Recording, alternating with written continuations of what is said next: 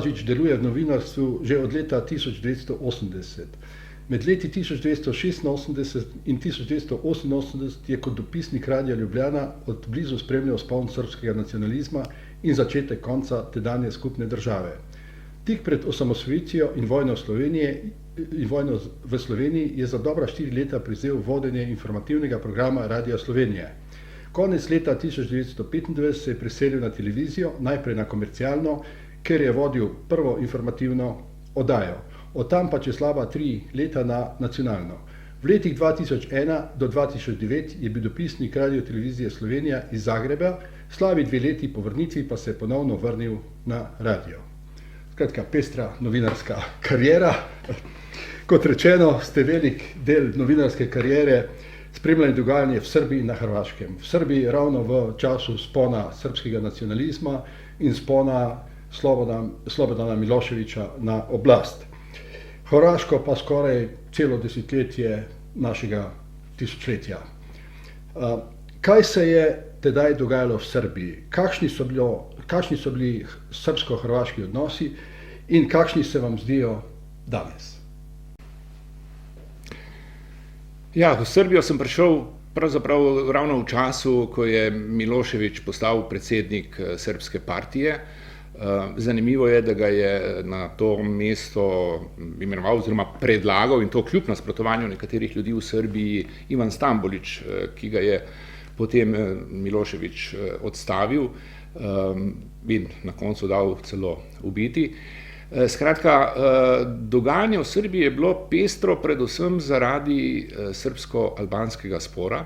Kot je znano, so leta 1981 ponovno izbruhnili nemiri na Kosovu. Prištinski študentje so protestirali in zahtevali, da Kosovo postane republika. Znano je to geslo Kosovo republika. Potem so seveda to geslo in to zahtevo povzeli tudi drugi, zlasti intelektualni krogi na Kosovu. Takrat je posredovala jugoslovanska vojska in to zelo ostro, rekel bi celo brutalno. No, na Kosovu so se začeli vsi ti srbsko-albanski spori zaostrovati, prihajalo do raznih incidentov. In v tej prvi polovici 80-ih let je bilo cela kupica incidentov, ki so seveda tudi v Srbiji povzročali izrazito nezadovoljstvo in tudi sovraštvo do Albancev. Srbija se je itak počutila na nek način prikrajšana zaradi tega, ker je imela v svoji sestavi 2 pokrajini in kot edina seveda od republik v takratni Jugoslaviji, kar je seveda na nek način oviralo pri vodenju politike oziroma vedno se je morala računati tudi stališči, ki so bila lahko drugačna obeh pokrajin. Bil je to čas, ko je naraščal srbski nacionalizem, tudi v Srbiji se je krepil občutek, da je Srbija ogrožena ne samo zaradi teh 2 pokrajin, ki jih je imela v svoji sestavi, da je njen položaj nepravičen, da ima premalo besede v Jugoslaviji. O tem so konec koncev izhajala tudi o ogrožanju srbskega naroda, domnevnem ogrožanju so izhajala tudi nekatera književna dela, recimo Nož Vuka Draškovića, Momo Kapor je bil znan po nekaterih delih, Matija Bečković in tako naprej. In seveda tudi v rumenem tisku so se pojavljali zapisi o domnevni ogroženosti Srbov v Jugoslaviji. Ko je prišel Milošević na oblast, se je ta srbsko-albanski spor zaostril. Miloševića so potem poslali kot posrednika na Kosovo, v začetku mislim, da je bilo to leta 1987, in od tam je tisti znameniti njegov stavek "Niko ne sme da vas bije", ko je takrat nagovoril srbske protestnike, ki so protestirali v Kosovem polju in je posredovala policija. Skratka, izrazito se je postavil na srbsko stran oziroma na stran kosovskih Srbov. Hkrati je obljubil, da bo Srbija ta problem hitro rešila oziroma da bo ta problem hitro rešen. Ko je prišel nazaj v Beograd, seveda je bil deležen kritik, vendar je on medtem že vzpostavil svoje ljudi znotraj vodstva srbske partije, pa tudi v nekaterih drugih ustanovah in organih. Naklonjeni so mu bili tudi nekateri mediji. No, in takrat se je začel ta prelom v vodstvu srbske partije. Leta 1987 je potem bila ta znamenita 8. seja, ki jo je sklical Milošević po kritikah, ki jih je bil deležen, zlasti iz beograjskega mestnega komiteja, ki ga je takrat vodil Dragiša Pavlović, kjer je Miloševićeva struja ostro obračunala z vsemi temi kritikami. Njegova struja je bila izrazito močnejša in je z veliko večino preglasovala tiste bolj liberalne kroge, oziroma rekel bi privržence Pavlovića in Ivana Stambolića, ki je bil predsednik predsedstva takrat in ki so očitali Miloševiću, da zlorablja oblast, da je obljubil neupravičeno in nerealno obljubil neko hitrost pri reševanju srbsko-albanskega spora. Skratka, Milošević je takrat zmagal in potem so se seveda začele stvari naglo spreminjati, začele so se kadrovske čistke. Vsi, ki niso bili na liniji politike Slobodana Miloševića, so prej ali slej bili zamenjani. Recimo tam, kjer ni imel vzvodov, da bi jih zamenjal, je uporabil, kot bi danes rekli, ulico. Pripravili so celo vrsto mitingov, tako so po mitingih v Novem Sadu je padlo vojvodinsko vodstvo, najprej seveda partijsko in potem še pokrajinsko. Enako se je zgodilo tudi v Črni Gori. Skratka, Milošević si je podredil ne samo večino pomembnejših ustanov v republiki oziroma v Srbiji, pač pa tudi v obeh pokrajinah in tudi v Črni Gori, in seveda poskušal spremeniti sebi v prid tudi razmerja v zvezni partiji. Zadeve so se zaostrovale, kajti na drugi strani je bila pa Slovenija, kjer so na dan prihajale izrazito demokratične, liberalne težnje, prebujala se je civilna družba, pojavljale so se zahteve po političnem pluralizmu, po spoštovanju človekovih pravic in tako naprej. In potem se je seveda razumel ta, rekli bi lahko slovensko, srbski spor.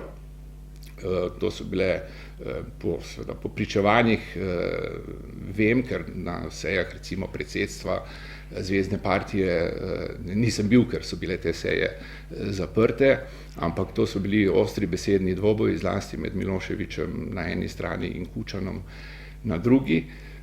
Skratka, zadeve so se vse bolj zapletale tudi na tej zvezni ravni. V Srbiji je vladala pravzaprav nacionalistična histerija. Tudi medije si je uspel podrediti, prišlo je do cele vrste zamenjav v uredništvih najpomembnejših srbskih časopisov, tudi recimo v politiki, za katero je bilo znano, da je relativno, seveda, kolikor je to bilo mogoče v takratnem sistemu, avtonomna pri svojem delovanju. Tudi tam se je spremenila uredniška sestava oziroma vodstvo uredništva, pa seveda tudi v vseh ostalih medijih nacionalni oziroma hkrati ni bila nacionalna, ampak v radioteleviziji Beograd, ki je bila pač republiška državna televizija na nek način. Zdaj je pa treba povedati, Milošević ni bil nek intelektualec, ne? On ni bil ideolog. Ideološka podlaga za to, kar je on počel, je bila že prej, kot sem že omenil, nekatere intelektualce, ki so opozarjali na nesprejemljiv oziroma na podrejen položaj Srbije v takratni federaciji.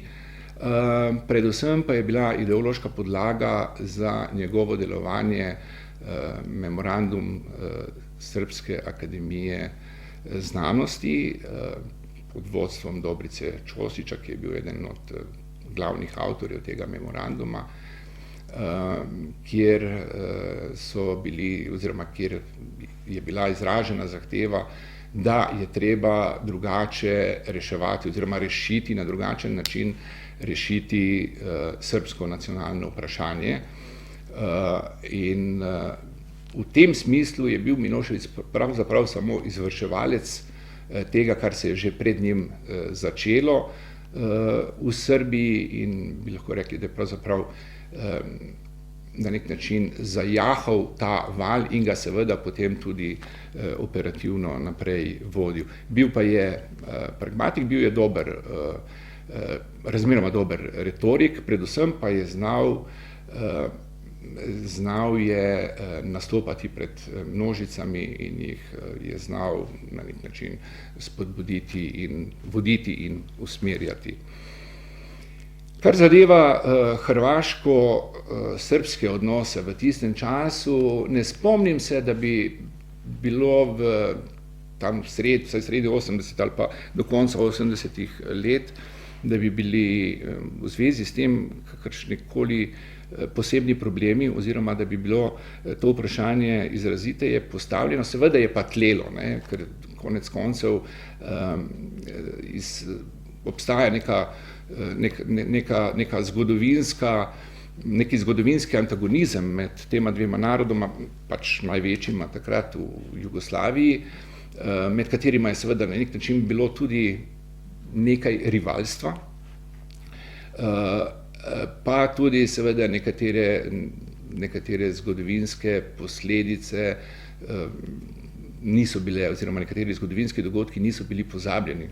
Konec koncev v Beogradu so konec 20. stoletja ubili enega od hrvaških voditeljev, Stjepana Radića, potem pri atentatu na kralja Aleksandra so imeli prste vmes Hrvati, predvsem pa seveda Jasenovac in NDH, ne, ko so ustaške oblasti pobile na 10.000 hrvaških Srbov, in vse to, ves ta antagonizem, pogojen z nekimi zgodovinskimi dogodki, je seveda tlel nekje v ozadju.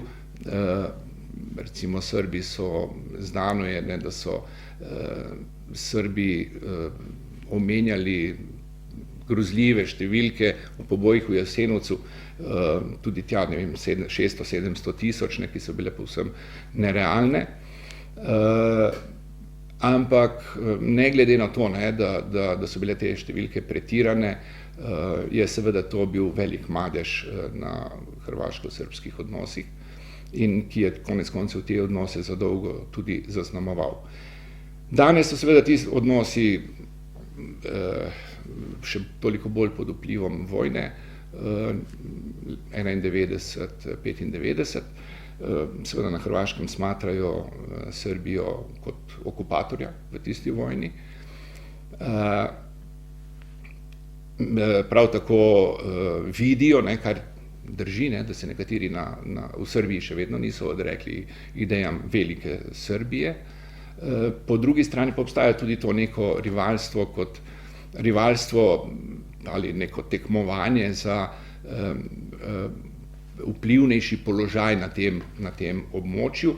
Tu pa so seveda potem še vse ostale razlike, ki izhajajo, še ostale razlike, ki, ne vem, religiozne in še kakšne druge kulturne in tako naprej.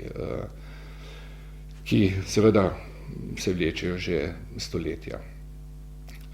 Bi pa rekel, da so tudi po vojni ti odnosi toplo-hladni. So obdobja, ko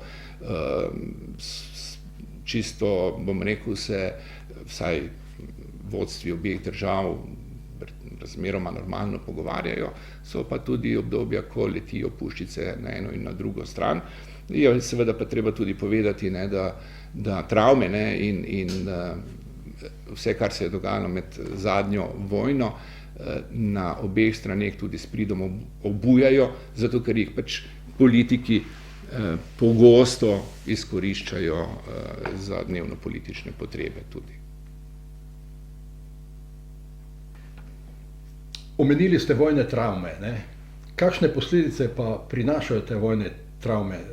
Recimo spomnimo se Vukovarja, spomnimo se bombardiranja Dubrovnika, eksodusa srpske manjšine. Kaj pomenijo naprimer tudi za Bosno in Hercegovino, ki je danes izjemno pomembna v tem smislu? Ja, z vojnimi travmami je tako, saj vojne so skozi celo zgodovino na vseh območjih. Vprašanje je, na kak način jih skušate preseči. Zdaj vidimo, da je od vojne v Jugoslaviji minilo 25 let, ampak danes se še kar naprej recimo, če gledate hrvaške medije, praktično vsako bitko vedno znova obeležujejo, poudarjajo, koliko je bilo mrtvih in tako naprej. Skratka, pa ne samo mediji, tudi politiki na raznih ravneh, tako kot sem že dejal, obujajo spomine na te dogodke, obujajo in na nek način vzdržujejo te travme, da se ljudje ukvarjajo s temi travmami, namesto da bi se ukvarjali z vsakdanjim življenjem. In jih seveda potem tudi s pridom izkoriščajo za dnevno politične potrebe, za nabiranje političnih točk in tako naprej. In pri tem celo tekmujejo, kdo bo glede tega bolj radikalen. In seveda ob vsem tem se vedno znova poudarja krivda druge strani in tistih, ki so vse to zakuhali. Nekaj podobnega se dogaja tudi v Srbiji, kaj vse počnejo, ko je obletnica Nevihte. Razglašajo to za največje preseljevanje narodov na tem območju, za genocid, skratka, Srbija ravno tako ni v tem pogledu nič boljša. Menim, da niti ena, niti druga država v tem pogledu nista naredili nekega, rekel bi, samoočiščenja, da bi, seveda nihče ne zahteva, da se pozabijo žrtve, da se pozabijo dogodki, ki so do tega, ki so se zgodili pred 25 ali pa 20, 30 leti, ampak je pa seveda zanimivo, da vsaka stran vidi zgolj zločine druge strani, svojih napak in svojih zločinov pa ne vidi, in tudi seveda vzroki za to, da je do vojne prišlo, se interpretirajo zelo enostransko na eni in na drugi strani. Tako da, če v tem smislu ne bodo nekaj naredili, mislim pa, da bi zdaj še bil čas, se bo to seveda vleklo še naprej in ne bo videti konca. Kar zadeva Bosno in Hercegovino, Bosna je bila, oziroma ljudje v Bosni in Hercegovini so bili pač največje žrtve te vojne.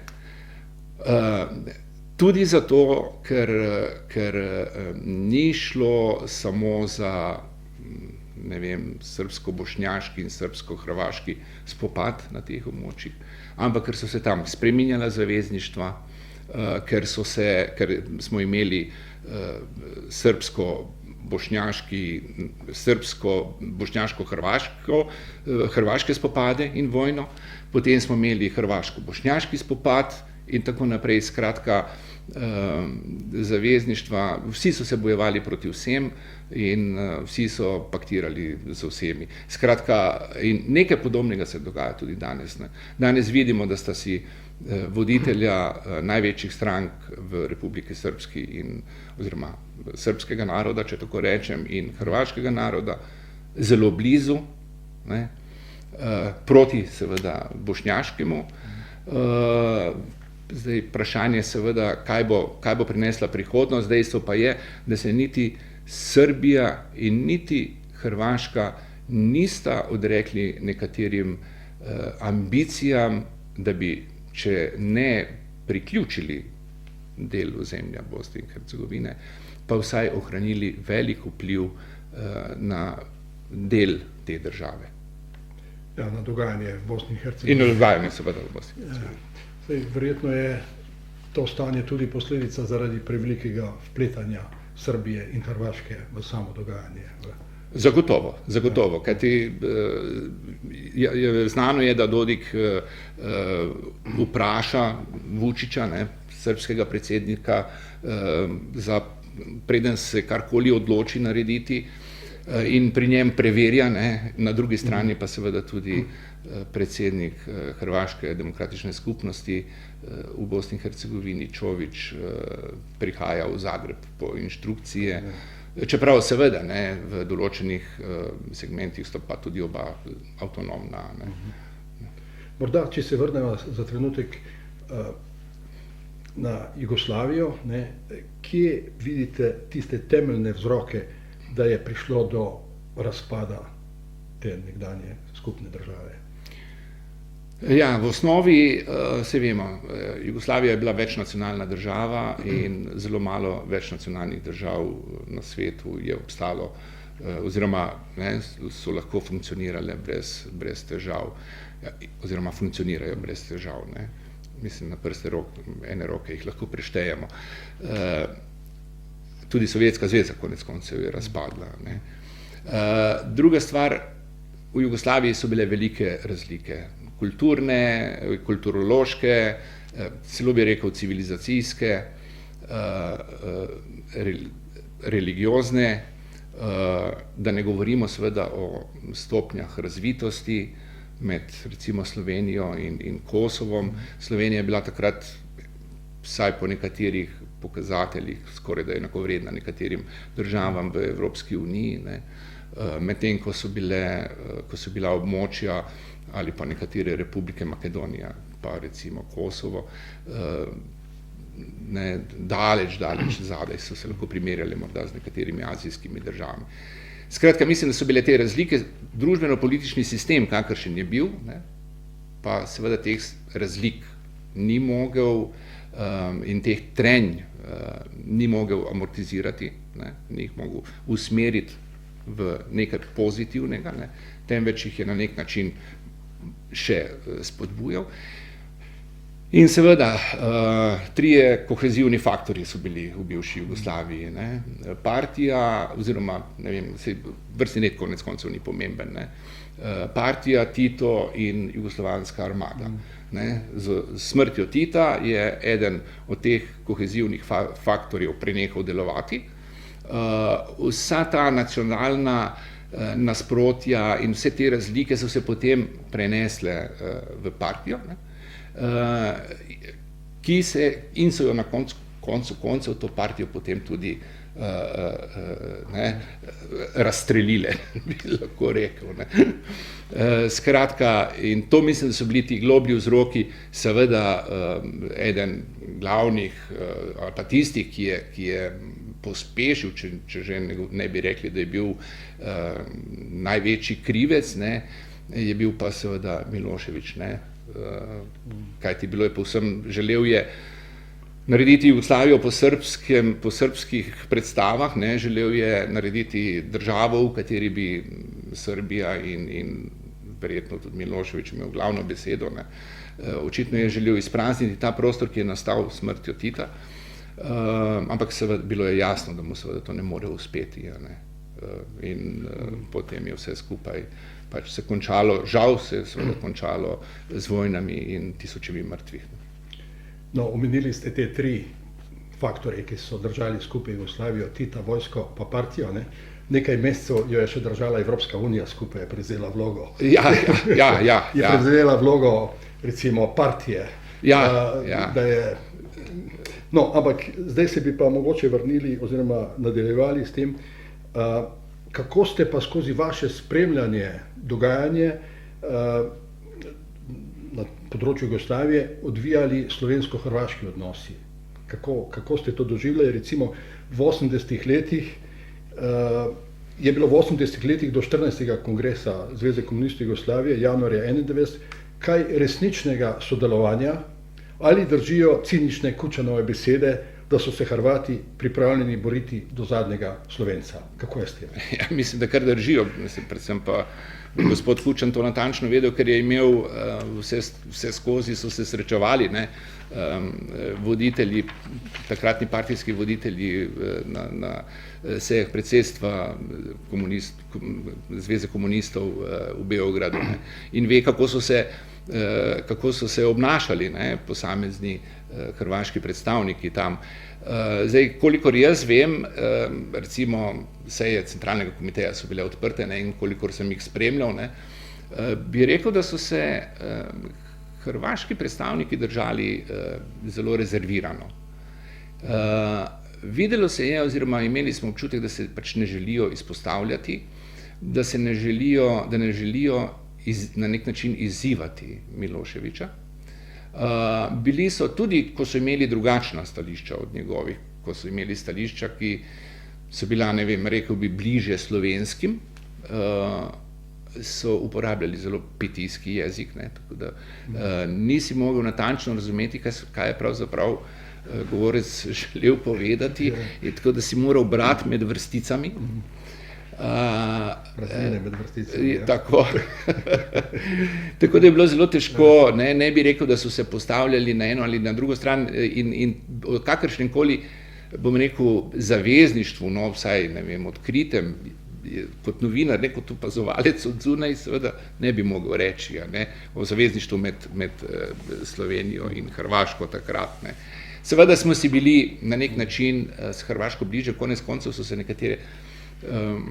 nekateri demokratični procesi začeli odvijati tudi na Hrvaškem, zlasti recimo v medijih. Ne vem, če se spomnite časopisa, mislim, da Danas, ne, ki je bil, bom rekel, zelo liberalno-demokratično usmerjen časopis, ki je odpiral mnogo vprašanj in bil kritičen do tega, kar se je dogajalo v Jugoslaviji. Skratka, o nekem zavezništvu in o nekem dogovarjanju, mislim, vsaj na nek način institucionaliziranem ali pa ne, ni bilo govora, vse meni se zdi tako. Je pa seveda treba vedeti nekaj, ne, da je bila Hrvaška na nek način v drugačnem položaju tudi sicer, da je bila na Hrvaškem močna srbska manjšina, in da so bili Srbi kar vplivni, zlasti v partiji in pa tudi v represivnem aparatu na Hrvaškem. Ne. Tako da tu je mogoče tudi, ne bom rekel, iskati izgovor, ampak iskati neko pojasnilo, zakaj recimo se niso hrvaški politiki bolj odločno postavljali po robu Miloševiću. No, pred osamosvitvijo pa sta bila Slovenija in Hrvaška tik pred podpisom neke vrste konfederalne pogodbe. O tem so pisali hrvaški mediji. Tudžman naj bi s takimi, hrvaški predsednik Franjo Tudžman, naj bi s takšnimi pričakovanji prišel tudi na celjski večer 7. decembra 1990 na skupni nastop s Kučanom. In še 20. januarja 1991 so hrvaški minister za obrambo Martin Špegel, slovenski republiški sekretar za ljudsko obrambo Janez Janša, hrvaški minister za notranje zadeve Josip Bolkovac in slovenski sekretar za notranje zadeve Igor Bavčar v Zagrebu podpisali izjavo o skupni obrambi. Sporazum je bil pravzaprav neke vrste konfederalna pogodba, kar je seveda daleč presegalo njihove pristojnosti. Zakaj sta se Slovenija in Hrvaška potem začeli oddaljevati? Zdaj, to je bil zelo, rekel bi, dinamičen čas. Stvari so se dejansko odvijale z veliko hitrostjo. To, kar je še včeraj veljalo, danes ni več, jutri je bilo potem spet nekaj drugega. Skratka, bilo je veliko tudi teh, bom rekel, raznih taktiziranj, iskanj izhoda. Konec koncev, spomnimo se cele kupice predlogov o tem, kako bi ohranili Jugoslavijo, ne? Od, ne vem, konfederacije in tako naprej, ne? Ali pa asimetrične federacije, skratka cel kup zadev. In te stvari so se zelo hitro spreminjale. Zdaj, treba je tudi vedeti, da če govorimo o konkretni zadevi, o podpisu tistega dogovora med notranjima in obrambnima ministroma, treba je vedeti, da Boljkovac in Špegl nista, bom rekel, bila najbolj vplivna v vrhu hrvaške politike, ne. Tam so imeli glavno besedo, poleg Tudžmana, seveda nekateri ljudje, med njimi mnogi, ki so prišli iz tujine, iz Severne Amerike ali pa iz nekaterih evropskih držav, ki niso živeli na Hrvaškem, ki so bili zelo radikalni in so imeli seveda čisto svoje poglede, predvsem so bili pa, rekel bi, v tem na nek način neoperativni, ne. Imeli so ideje, ampak niso vedeli, kako bi jih izpeljali.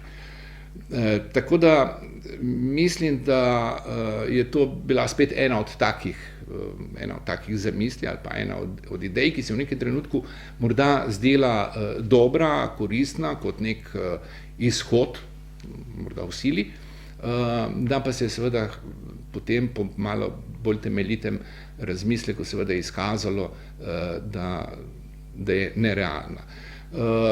Zdaj, predvsem je pa treba vedeti, da sta bili Slovenija in Hrvaška v popolnoma različnem položaju. V Sloveniji smo se pripravljali na osamosvojitev in to na zelo konkretnih področjih, ne, od ekonomije, financ, obrambe in tako naprej. Na Hrvaškem so s tem zamujali oziroma niso pravzaprav naredili nič. Ko sta se državi, ko sta razglasili neodvisnost in se medsebojno priznali 25. junija, na Hrvaškem niso imeli pripravljeno nič. Slovenija je praktično začela delovati kot samostojna država, na Hrvaškem so pa takrat šele napovedali, da se bodo začeli osamosvajati. Konkretno.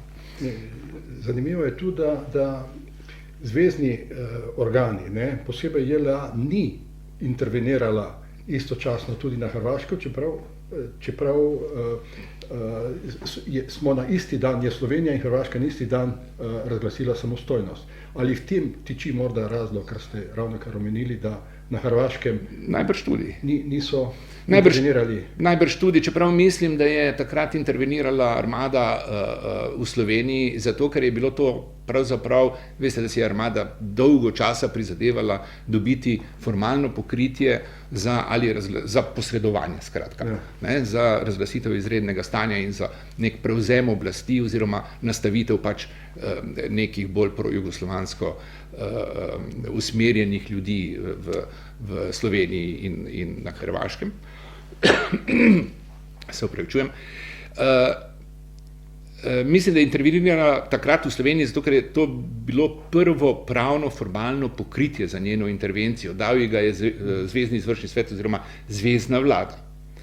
In sicer, da posreduje na mejnih prehodih, ker je Slovenija prevzela kontrolo mejnih prehodov, ne, oziroma napovedala, ne, kot prevzem, in je potem vojska šla na meje, ne.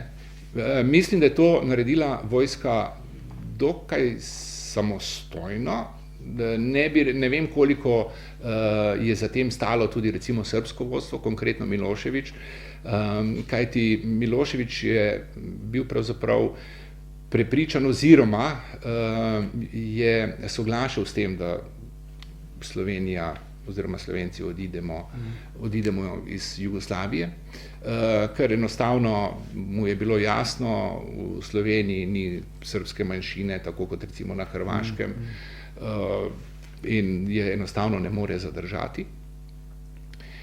Tako da mislim, da so tu vojaški poveljnik oziroma takrat vodstvo jugoslovanske armade, da je to bolj kot ne naredilo na lastno pest, morda pa seveda tudi v opomin vsem drugim. Kajti, če bi Slovenija takrat to mirno sprejela in če bi takrat vojski uspelo vzpostaviti nadzor nad mejnimi prehodi in sicer nad dogajanjem v Sloveniji, bi vse ostalo padlo samo od sebe. In niti ne bi bilo verjetno treba več kaj dosti posredovati na Hrvaškem ali kjerkoli drugi. Ko pa so se seveda stvari v Sloveniji zapletle, ker se je Slovenija uprla z vojsko in z vojaštvom, in ko so seveda padle tudi prve žrtve, seveda je postalo jasno, da zadeva ne bo tako enostavna, in takrat je, vsaj tako se meni zdi, ki sem to bolj spremljal na daljavo in kot novinar, takrat je, mislim, da bila v Srbiji oziroma pri Miloševiću sprejeta odločitev o umiku, bi rekel, na rezervne položaje, skratka o umiku vojske na položaje tako imenovane Velike Srbije.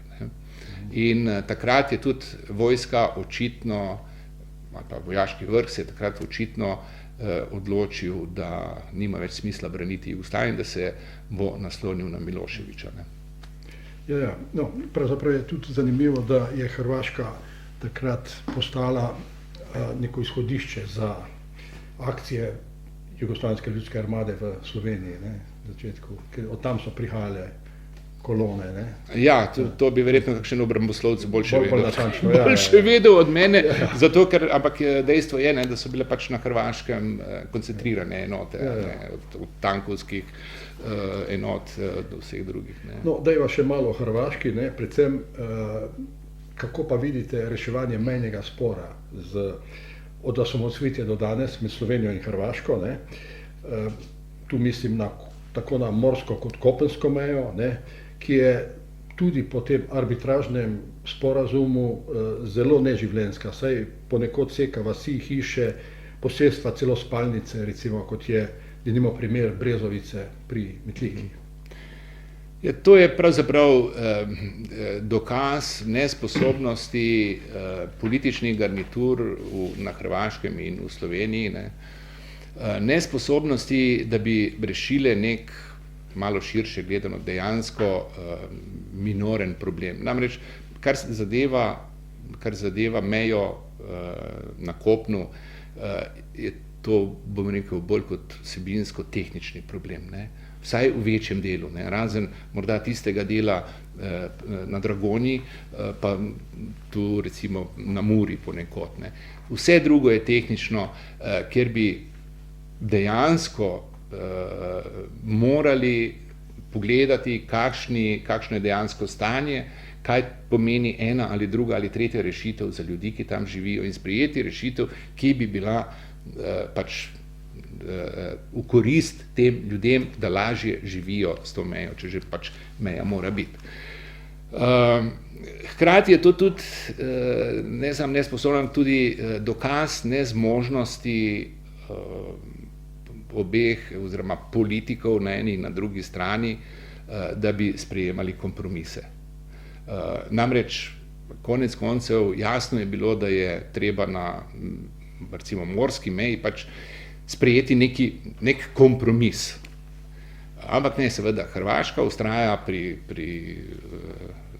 mednarodnem pomorskem pravu, ki ima seveda, ki je predvideno za neke idealne situacije, razmejitev po sredinski črti in tako naprej, kar je sicer vse v redu, čeprav seveda obstajajo tudi členi, ki omogočajo drugačno razlago oziroma omogočajo tudi drugačne rešitve, glede na zgodovinske okoliščine in podobno. Treba je povedati, da je recimo Piranski zaliv za Hrvaško popolnoma nepomemben. Nima ne gospodarskih potencialov, ni strateško absolutno v ničemer pomemben, skratka zadeva je na nek način banalna, ne? Ampak vendarle so si dali s tem konec koncev opravka. Enako, če smo že pri reševanju mejnih vprašanj, enako kot so zapletli zadevo, recimo, ko gre za mejo Hrvaške in Bosne in Hercegovine, zaradi 2 čeri v Neumu oziroma v Neumskem zalivu. Ne? In tukaj je zelo podobno. To, kar ko sprašujete oziroma omenjate te ljudi, ne, ki jih ta nerešitev, ki jih je prizadela ta nerešitev oziroma ki imajo težave zaradi tega, ki so v nemogoči situaciji, ne, ko imajo, ne vem, se jim gre meja po sredini hiše in podobno, ne. To je pa seveda tudi dokaz, kako malo je pravzaprav politikom na eni in na drugi strani, kako malo jim je mar za ljudi, za navadne potrebe. In za življenjske potrebe, mislim, za ljudi. Saj veste, teh poskusov reševanja meje je bilo ničkoliko, bili so razni posredniki, ki so skušali, ampak če sami politiki v obeh državah niso pripravljeni narediti niti koraka nazaj, če niso pripravljeni na kompromise, če niso pripravljeni poslušati druge strani, potem seveda niti to ne pomaga. Žal bi rekel, da je Hrvaška v tem svojem velikokrat nerazumljivem vztrajanju žal dosledna. Ne? Namreč vztraja na teh maksimalističnih zahtevah, oziroma maksimalističnih. Trdili bodo sicer oni, da ne, ker se sklicujejo na mednarodno pomorsko pravo, ampak glede na situacijo so to maksimalistične zahteve. Medtem ko Slovenci, oni so dosledni, medtem ko slovenska politika ni. Odličen ali pa dober primer je sporazum Drnovšek-Račan, ki je bil na nek način dober kompromis, ki bi zaprl to zadevo za zmeraj, no pa so jo potem zrušili najprej nekateri mednarodni pravniki na Hrvaškem, ki so bili očitno užaljeni, ker jih nihče ni nič vprašal, ne? Ibler, Rudolf in podobni, kar je seveda potem zagnalo neko nacionalistično histerijo, češ da je treba zavarovati hrvaške interese in tako naprej.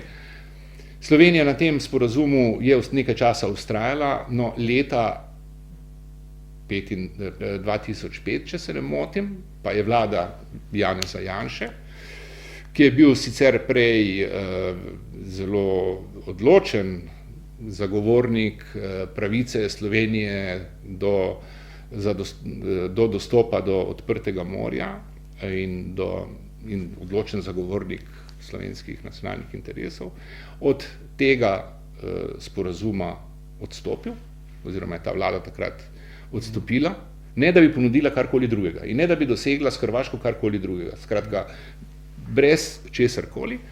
3 leta kasneje je pristal na meddržavno sodišče na Bledu, do katerega potem sicer ni prišlo, ki naj bi reševalo to, to je bila zahteva Hrvaške, ki je zahtevala, da se zadeva reši na meddržavnem sodišču, in na to je ali iz nevednosti ali zakaj Janša v nekem trenutku pristal. Potem smo seveda v Sloveniji naredili spet korak nazaj od tega, ne, in smo pristali oziroma smo se končno vendarle dogovorili za arbitražo, no očitno se pa tudi danes trenutna oblast očitno, vsaj moj je tak vtis, odreka arbitražnemu sporazumu in vztrajanju pri arbitraži. Skratka, Slovenija je tukaj delala napake, eno za drugo. Zdaj, izvirna napaka pa je konec koncev leta 1991, ko so začeli postavljati mejni prehod na katastrski meji nad reko Dragonjo. In ko so prihrumeli inšpektorji iz bujske občine, so se naši, seveda mislim, da po nasvetu takrat notranjega ministra Bavčarja, koga umaknili od tam na samo mejo na Dragonji. Tako da žal smo si tudi sami krivi, da je situacija takšna, kot je.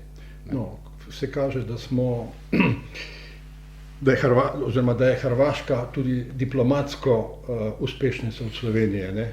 Izgubili smo praktično vse tožbe, ne? Pred mednarodnimi sodišči, od vprašanja dolgov Nove Ljubljanske banke naprej. V Evropski uniji so Hrvati v lobiranju, kot kaže, precej bolj uspešni od Slovenije. Ne vem, če so uspešnejši v lobiranju, ja, najbrž so, mogoče so malce manj zadržani, kot so Slovenci glede tega. Mogoče je razlog v tem, da je vendarle Hrvaška na nek način močnejši dejavnik, tudi zaradi potencijala, ki ga ima s svojo obalo. Zdaj to potem lahko razumemo marsikaj. Skratka, mislim pa, da je očitno, recimo, ko gre pa za sodišča, tu ne bi govoril o lobiranju, tudi če je karkoli bilo, ampak očitno je, da smo imeli slabše argumente. Zdaj, to je na nek način razumljivo, omenili ste dolgove NLB. Zdaj, seveda, če vzameš problem dolgov NLB do hrvaških varčevalcev, če vzameš kot udeležence banko in varčevalca, je potem jasno, da bo sodba v prid varčevalcem. In po tej plati sem jaz tudi to sodbo tako razumel. Seveda bi morali vprašanje NLB-ja na Hrvaškem, pa damo na stran zdaj same varčevalce, bi morali najbrž to posebej in drugače reševati. Spet seveda v dogovoru s Hrvaško, kjer pa so spet, vidimo, težave. Ker se eno dogovoriš, potem pa čez nekaj časa na Hrvaškem to pozabijo oziroma ravnajo v nasprotju s tem. Tako da ne bi rekel, da smo imeli da imamo slabše lobiste, mogoče tudi, ampak predvsem mislim, da so slabši naši argumenti. Kakšno je pa ekonomsko razmerje med Slovenijo in Hrvaško? Katera država je močnejša? Zdaj, gledano po teh statističnih oziroma ekonomskih pokazateljih, je Slovenija vendarle močnejša. Ima bistveno večji, skoraj da enkrat večji bruto produkt na prebivalca kot Hrvaška. Ima, predvsem pa mislim, da kjer je Slovenija v prednosti, je v strukturi gospodarstva, ki je v Sloveniji vendarle bistveno boljša kot na Hrvaškem. Slovensko gospodarstvo je izrazito izvozno usmerjeno, ima močnejšo industrijo, na Hrvaškem je industrija praktično je ni več. Hrvaška je zelo odvisna od turizma, turizem je zelo odvisen od mednarodnih razmer in je zelo podvržen nihanjem, zelo občutljiva panoga. Tako da z tega vidika je Slovenija močnejša. Zdaj, v prvem desetletju tega stoletja smo imeli, recimo, so slovenska podjetja veliko vlagala na Hrvaško, prevzemala hrvaška podjetja, potem se je ta trend malce zaustavil in bi rekel, da se je celo obrnil, da recimo hrvaška podjetja zdaj prevzemajo slovenska, vemo, Mercator, najprej Mercator, pa recimo Droga, Kolinska in tako naprej in še nekatera druga podjetja. Tako da bi rekel, da se tudi hrvaško gospodarstvo z tega vidika na nek način prebuja. Seveda sta pa ti dve gospodarstvi zelo majhni in praktično nimata neke večje moči gledano recimo znotraj Evropske unije. Kako pa vidite hrvaški in slovenski odnos do Jugoslavije? Kakšne upe so te republike polagale v Jugoslavijo? Ja, še v začetku 80-ih let je bila seveda Jugoslavija realnost in o življenju zunaj Jugoslavije pravzaprav nihče ni razmišljal, ne, če smo čisto odkriti. Prvo razmišljanje o tem so se začelo v Sloveniji tam sredi 80-ih let. Seveda so bili ljudje, ki so razmišljali zlasti na Hrvaškem, ne, ki so razmišljali o samostojni državi. Ne. Ta instinkt oziroma ta želja po samostojni državi je bila recimo na Hrvaškem tudi zaradi njene zgodovine in državnosti skozi zgodovino seveda bistveno večja, kot je bila pri Slovencih. To je moj vtis, ne, morda nisem zgodovinar, ne, ampak tak je moj vtis in toliko pač jaz vem o tem. Seveda potem v drugi polovici so ti upi v Jugoslavijo počasi splahneli, ne, in potem se je ta up tam proti 90 letom spremenil v brezup, ne, ko je bilo jasno, da bo Jugoslavija razpadla. Bi pa rekel, da je bila, to je seveda v skladu s tem, kar sem prej povedal, da je bila odbojnost in je še vedno do Jugoslavije vendarle nekoliko večja na Hrvaškem kot v Sloveniji. Razlogov za to in ta odbojnost, ne, se čuti tudi danes. Razlogov za to je pa seveda več, ne. Recimo na Hrvaškem nikoli ne bodo pozabili obračuna s hrvaško pomladjo leta 1971, ne, kar je sicer prevzel takrat Tito, ne, ki je obračunal s hrvaško pomladjo, ne, ampak seveda Tito je simboliziral Jugoslavijo.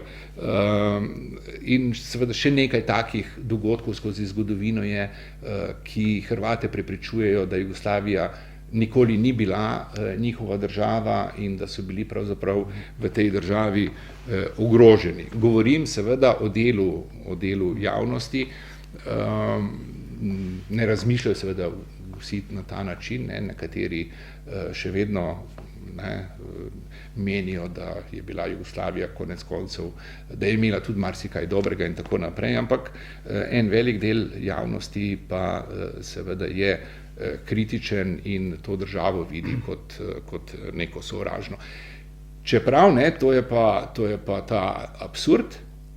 V času Jugoslavije je Hrvaška dobila nazaj Istro, dobila Reko, dobila je Zadar, okay. In ti najbolj, bi rekel, zadrti nasprotniki Jugoslavije so ponavadi, ne, tudi zelo prizanesljivi do NDH, ne glede na to, kot rečeno, kaj so v Jugoslaviji dobili nazaj. V času NDH je pa Pavelić tako rekoč podaril Zadar in otoke Italiji.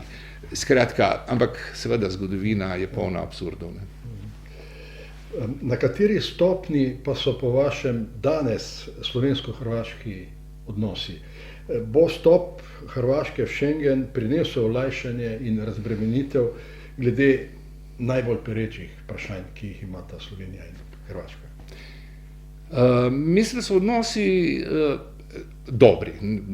Mislim, da med Slovenijo in Hrvaško vendarle ni nekih velikih nasprotij, tudi ni nekih velikih zgodovinskih zamer, čeprav seveda ni bilo vselej vse idealno in ni bilo zmeraj vse dobro,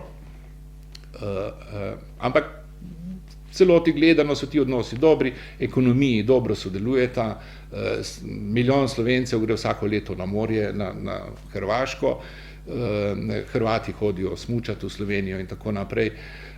Skratka, z tega vidika so dobri, ne. Glede na to, kar smo pa prej govorila, ne, o nerešenih vprašanjih, ne, pa ni meja edina, ne, tu je še NLB, pa je še nuklearka in tako naprej, kar nekaj teh odprtih zadev je. O tem, da se pa to ne rešuje, pa vendarle pomeni, da ti odnosi morda niso tako dobri, kot sicer radi govorijo. Ne. Če danes poslušate vodilne politike v Sloveniji in na Hrvaškem, so ti odnosi naravnost odlični in cvetijo.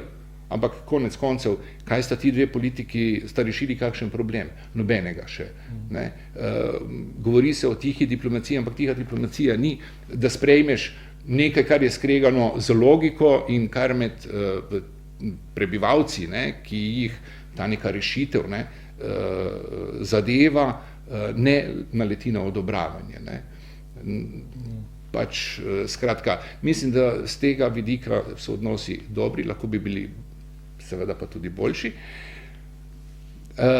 Schengen bo seveda ene stvari, tudi tiste, ko sva prej govorila o meji in o teh nemogočih razmerah, v kateri so nekateri ljudje v Beli krajini, pa recimo ob Muri in tako naprej, kjer imajo zaradi meje težave.